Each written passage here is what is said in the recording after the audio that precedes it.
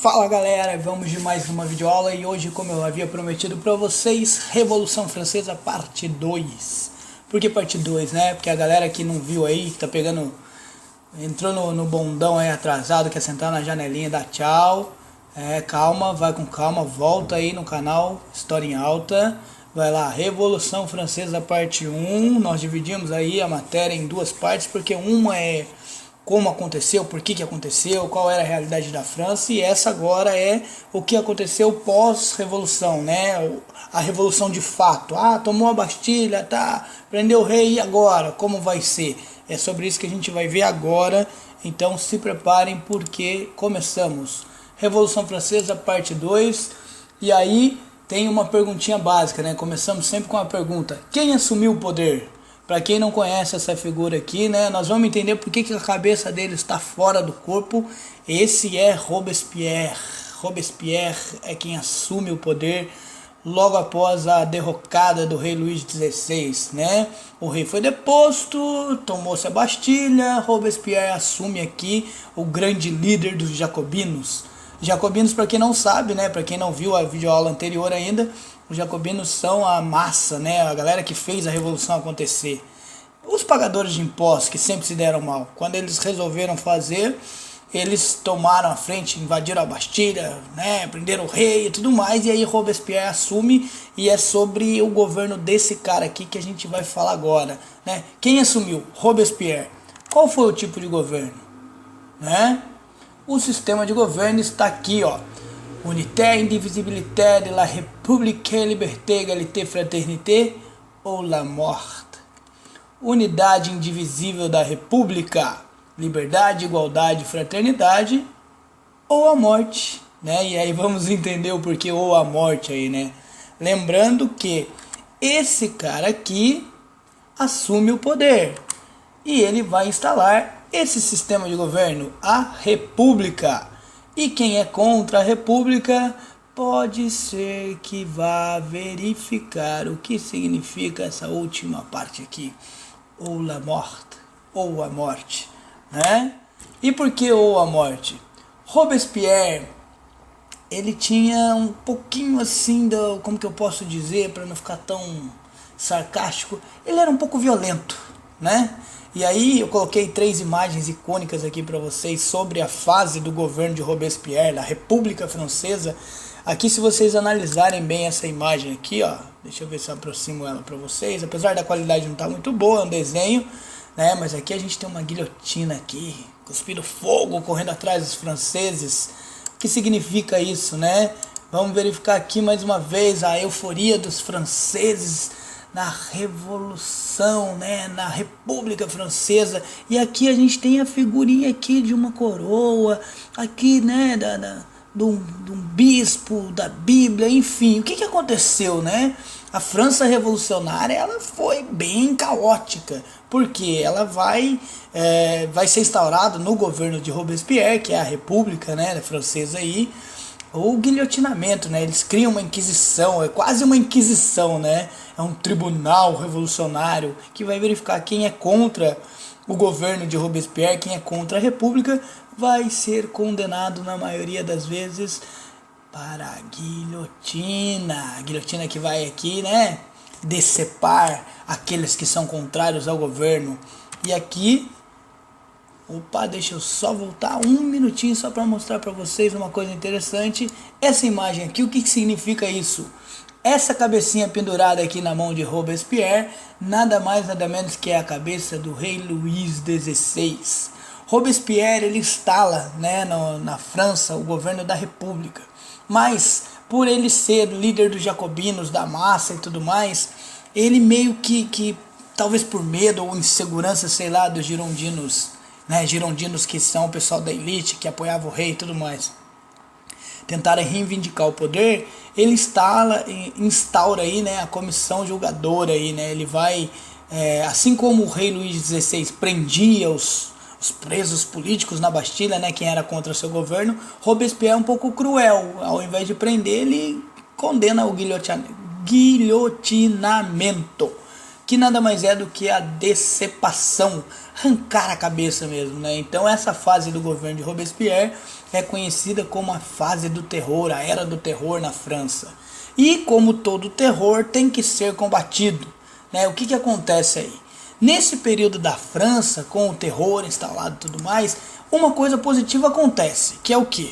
Os países além da fronteira francesa não se meteram em hipótese nenhuma com a França. Por quê? Tava um governo tirano, né? Um governo que matava só porque você foi contra. Então os outros países não se meteram muito não.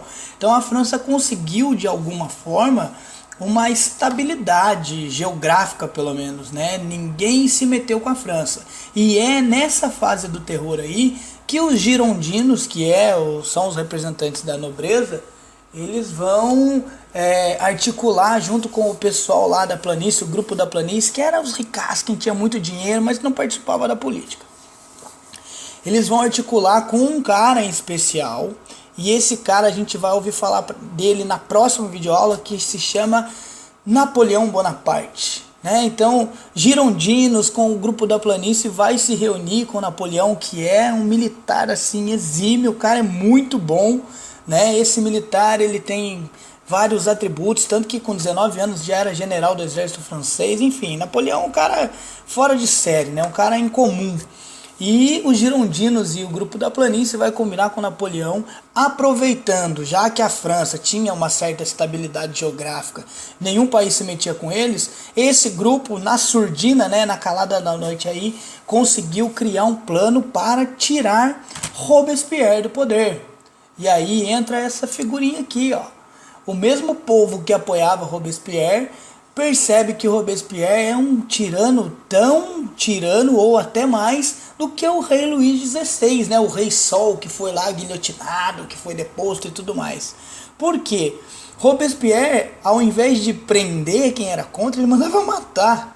Né? Então o cara é um pouco violento. E aí o povo, né, incitado por Napoleão Bonaparte, um grande líder e tudo mais, vai conseguir depor Robespierre e, né, aí volto lá no início para vocês uma figurinha muito interessante que eu disse que iria explicar. O que acontece com Robespierre? É condenado ao guilhotinamento. Então o Robespierre também perde a cabeça. Da mesma maneira que ele punia os revoltosos, quem não seguia a causa da revolução, ele também foi punido pela contra-revolução, né, que é pela mudança novamente. Antes tínhamos aqui um sistema de governo da República com Robespierre. Robespierre instaura aí, né, a fase do terror francês, e essa fase do terror é combatida pela elite, pelo povo, e vai se instaurar aqui o consulado. Esse cara aqui, alto pra caramba, né, desse tamanhão todo, exímio militar, exímio orador, o cara muito bom, articulado pra caramba, conseguiu convencer todo mundo de que era necessário tirar Robespierre, porque mantê-lo no poder era o mesmo que trocar 6 por meia dúzia. O que quer dizer isso?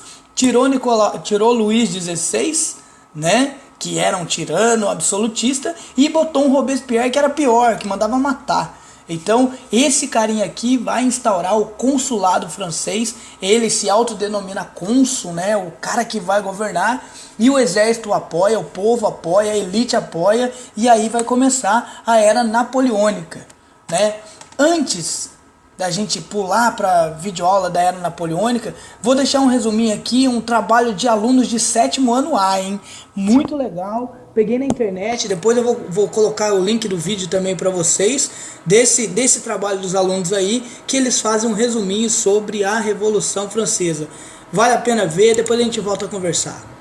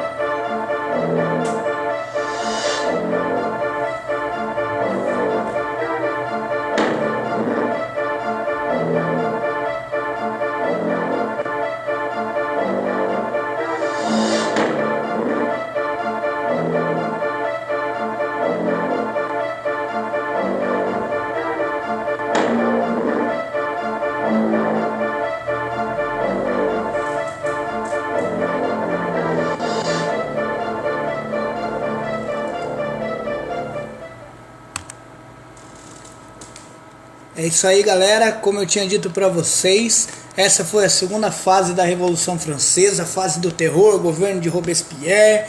E aí vai mudar toda a história da Revolução Francesa a partir do momento em que Napoleão Bonaparte assume e começa o consulado francês e a era napoleônica.